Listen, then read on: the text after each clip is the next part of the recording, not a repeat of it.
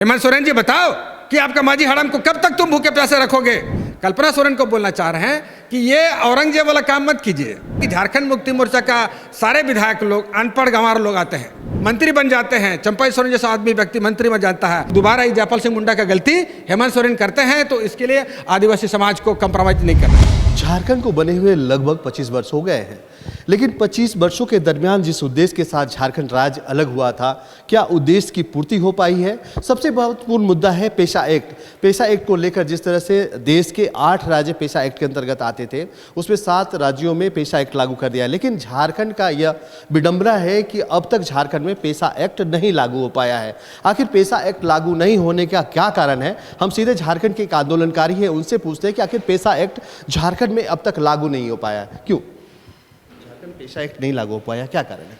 झारखंड में पेशा एक्ट लागू होने का, देखिए आज 25 साल होने जा रहा है और 25 साल के दरमियान में एक आदिवासी फेवर का जो सरकार अब तक नहीं बना था। पिछले 5 साल पहले भी हम लोगों को उम्मीद था कि हेमंत सोरेन की सरकार जो है इस पर गंभीरता से काम करेगी, ले दे करके काम नहीं हो पाया। लेकिन अब क्या है, अब जो है हाई कोर्ट का निर्देश और इसके बाद हमारा जन आंदोलन का दबाव और हम लोगों का आदिवासी समाज के भीतर में हो रही जितना भी आंदोलन, जितना भी उत्पीड़न, उस सारा चीज़ विस्फोटक रूप से अब सामने आ चुका है।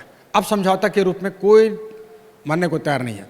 तो आज ये सरकार को, हमारे सारे विधायकों पर दबाव है और इसलिए हम लोगों की मांग है इस बजट सत्र के दरमियान में, इससे पहले भी जब सरकार शपथ ग्रहण ली, विराट वोटों के साथ जब आ चुकी थी सरकार, तब से हम लोग उम्मीद कर रहे हैं कि ये सरकार करेगी। लेकिन 1-2 महीने के दरमियान में पैसा को लेकर के जितना भी एक प्रकार से हंगामा क्रिएट हुआ, उस दरमियान में भी मुख्यमंत्री जी ने एक शब्द नहीं कहा, विभागीय मंत्री ने भी कुछ नहीं कहा, आदिवासी मंत्री ने भी नहीं कहा है।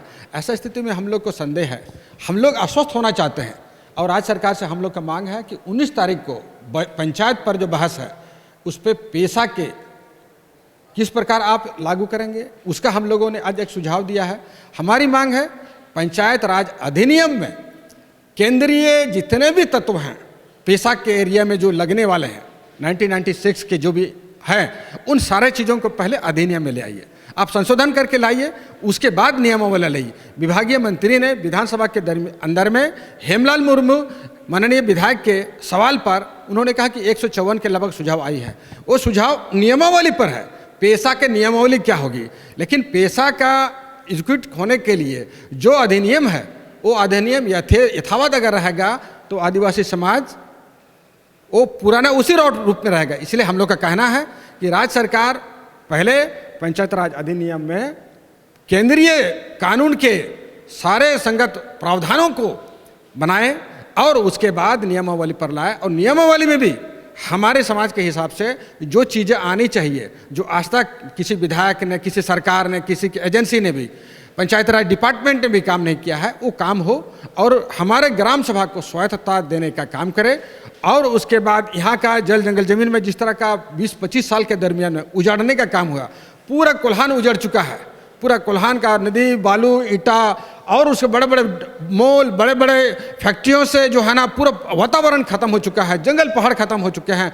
उस स्थिति को देखते हुए पूरा कोल्हान संथापना खत्म हो चुका है।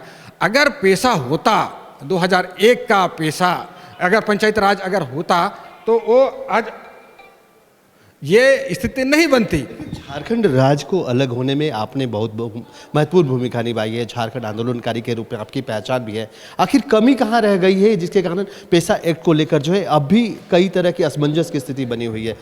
हम लोग ये चाह रहे थे कि सरकार, चूँकि जैसा हमने कहा कि सरकार, हमारी सरकार, इससे पहले जो भी सरकारें थी भाजपा की सरकारें थी और कहीं ना कहीं भाजपा इस मामले में यहाँ के लोगों को एम्पावर नहीं करना चाहती है, खासकर ग्राम सभा को तो और एम्पावर नहीं करना चाहती है। उनका स्टैंड आज तक क्लियर नहीं है। अर्जुन मुंडा के समय में पंचायत राज अधिनियम बनता है, मुखिया चुनाव होता है और उसके बाद वो उन्होंने पेशा पर, नियमावली पर, ग्राम सभा के लिए कोई नियम नहीं लाया। इसलिए हम कह सकते हैं कि इस बार सरकार को एक मौका मिली है। तो आपकी सरकार है, अब ये अबुआ सरकार के फेवर में हम लोगों ने सरकार बनाने का काम किया है, हम खुद जेल गए हैं इन लोगों के लिए, तो इसलिए हम लोगों की उम्मीद है और हम इस अधिकार के साथ हेमंत सोरेन को हम मैन टू मैन कहना चाह रहे हैं, सामने प्रत्यक्ष बोलना चाह रहे हैं कल्पना सोरेन को बोलना चाह रहे हैं कि ये औरंगजेब वाला काम मत कीजिए। और उसके बाद मीर जफर जो है ना, अंतिम मुगल बादशाह, वो मत बनिए। अगर आपने चूक किया, आदिवासी समाज उस रूप से, राजनीतिक रूप से आपको फिर से सरकार बनाने लायक भी नहीं रहेगी, और उसके लिए दोषी हेमंत सोरेन होगा। और ये झारखंड मुक्ति मोर्चा आज उस चीज़ को आकलन नहीं कर पा रहा है। झारखंड मुक्ति मोर्चा का थिंक टैंक ये अगर सोच रहा है कि सबका वोट से हम जो है ना फिर से दोबारा सरकार बनाएंगे और 10-15 साल सरकार बना के रखेंगे, तो ये भूल है। इसलिए हमारी कहना है, इस बार 20-25 साल के दरमियान में झारखंड आंदोलन में जिन बातों को रखा गया था, झारखंड आंदोलन के दरमियान में हम लोगों को याद है जब बिहार से अलग हो रही थी झारखंड, तब टेलीग्राफ जैसे पत्रकारों ने हम लोगों से पूछा था, कृष्णा माडी से पूछा था, सूरज मंडल से पूछा था, रामदयाल मुंडा से पूछा था कि अगर राज बनेगी तो आप लोग क्या करोगे, आपके संस्कृति के लिए, आपका जल जंगल जमीन के लिए क्या मॉडल है। आप सही कहे, झारखंड आंदोलनकारियों ने झारखंड बनते समय चूक किया है। झारखंड आंदोलनकारियों ने सत्ता के दौड़ में भागा, और रामदयाल मुंडा हो, शिबू सोरेन हो, सूरज मंडल हो, कृष्णा माडी हो, सूरज सिंह बेसरा हो, प्रभाकर तिर्की हो, सब लोग सत्ता के दौड़ में गए। समाज कैसे बनेगा, राज कैसे बनेगा, जल जंगल कैसे बनेगा, कैसे झारखंड का नवनिर्माण होगा, ये सब नहीं सोचा। आज हेमंत सोरेन के कंधे पर है, और समाज को नवनिर्माण देने का, झारखंड को नवनिर्माण देने का, पेशा एक्ट के तहत आच्छादित, सेंट्रल एक्ट के तहत आच्छादित आपके क्षेत्र को, गांव को आपको स्वतंत्रता देने का आपके पास एक मौका मिला है, स्वर्णिम मौका मिला है। इसलिए हेमंत सोरेन जी, कल्पना सोरेन जी, आप दोनों व्यक्तिवादी तरीके से ये मत सोचिए कि आप सुपरमैन बनकर के आदिवासी समाज को बचा लोगे। आप आदिवासी समाज को डिसेंट्रलाइज करने का उनको जो पावर है उनको दे दीजिए। अगर आप डिसेंट्रलाइज करते हो, गांव को पावर देते हो, तब ये आपके झारखंड में अब झारखंड मुक्ति मोर्चा को एक सशक्तिकरण देगा।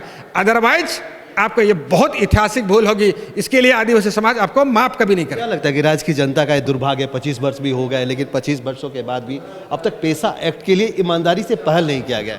सारे विधायकों से अगर सच में पूछा जाएगा ना, तो कोई विधायक नहीं बता पाएगा कि किस रूप में इसको ड्राफ्ट होना है। ड्राफ्ट का कॉपी तक नहीं मालूम है, जितना हम लोग मेहनत कर रहे हैं। ये दुर्भाग्यपूर्ण बात है कि झारखंड मुक्ति मोर्चा का सारे विधायक लोग अनपढ़ गंवार लोग आते हैं। सारे विधायक लोगों को हमारा आदिवासी समाज सोचती है कि हम लोग का अपना बेटा लोग हैं, लेकिन ये लोग लिखा पढ़ी के मामले में, एडमिनिस्ट्रेशन चलाने के मामले में मंत्री बन जाते हैं। चंपाई सोरेन जैसा आदमी व्यक्ति मंत्री बन जाता है, लेकिन उसके गांव के आसपास के देख लीजिएगा तो किस तरह धुल्लक की तरह उड़ रहा है।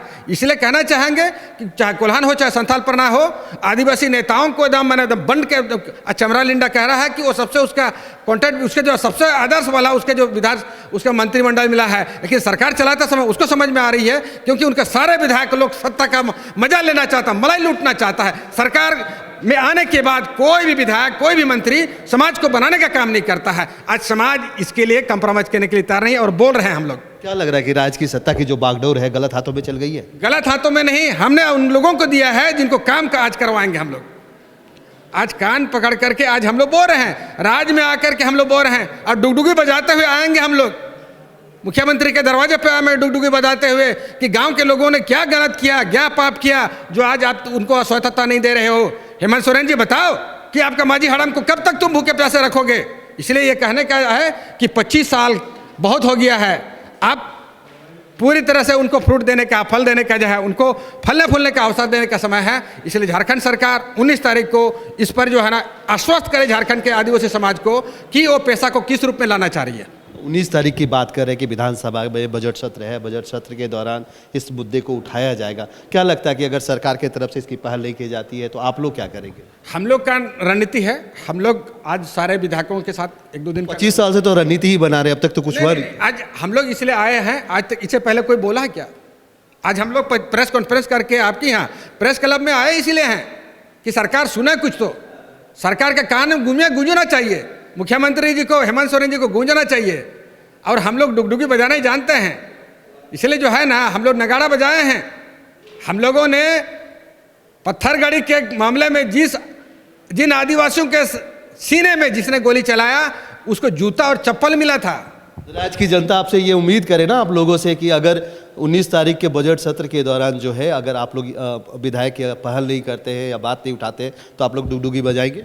ये डुगडुगी बजेगी, पूरे कोल्हान से संथालपना तक बजेगी। आप समझौता नहीं होगी। 25 साल में 56 विधायकों के साथ किसी एक झारखंड मुक्ति मोर्चा, किसी एक आदिवासी को इतनी विशाल बहुमत जयपाल सिंह मुंडा को भी नहीं मिली थी।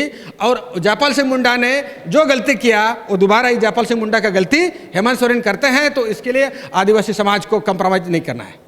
देखिए, जिस तरह से पेशा एक्ट को लेकर जो है झारखंड राज्य में एक बार फिर से सुगबुगाहट देखने को मिली है। राज्य की जनता जो है लगातार पेशा एक्ट को लेकर लगातार यह मांग उठाती रही है। झारखंड के आंदोलनकारी इस मांग को उठाते रहे हैं। एक बार फिर से जिस तरह से बजट सत्र चल रहा है और बजट सत्र के दौरान 19 तारीख को जो है पंचायती राज अधिनियम के बहस होनी है और इस मुद्दे को लेकर बहस होनी है कि पेशा एक्ट की रूपरेखा किस तरह है। लेकिन यह दुर्भाग्य है कि 25 वर्ष होने के बाद भी झारखंड में अब तक पेशा एक्ट को लेकर कोई अस्थायी पहल नहीं की गई है। अपने सहयोगी राकेश के साथ Kumar Kamesh, news alert India, Ranchi.